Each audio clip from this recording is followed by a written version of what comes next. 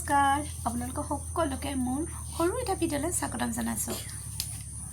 কলৈ যোৱা আমাৰ চোনচোন মোক টানি নিছে। কলৈ যোৱা কলৈ সেইফালে নাযায়। আহা আহা আহা ফু ফু ফু ফু আহা আহা আহা তুমি বহি লোৱা, ইয়াত বহি লোৱা।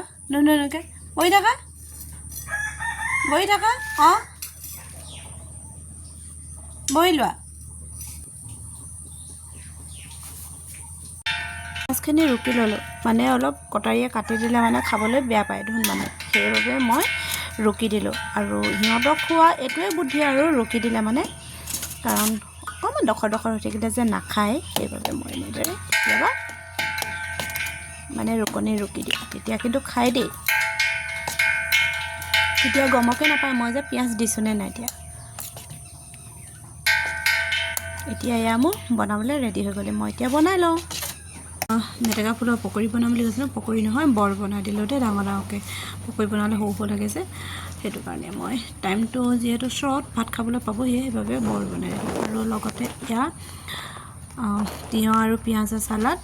এইফালে আকৌ ভাত কেৰেলা, আলু, ডিম সৈতে পিটিকাৰ কাৰণে ৰেডি কৰি ৰাখিছোঁ। আৰু আহিলে মানে নিমখ দি পিনে পিটিকা কৰি ৰাখি দিম।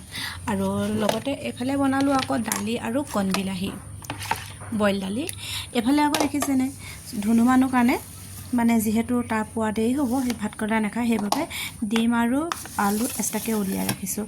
আৰু লগতে এইফালে আকৌ আমাৰ চুনু মানুহ ভাতকেইটা দিছোঁ, দেখিছেনে কি কাঢ়িছে, এইয়া দেখিছেনে ককাইকৰ বাতিটো কাঢ়িবলৈ গৈছে। এই দিয়া দাদা। আৰু ভাতকেইটা তাৰপিছতে খাম, আৰু খোৱাৰ পিছত কি কৰোঁ দেখাই থাকিম বাৰু।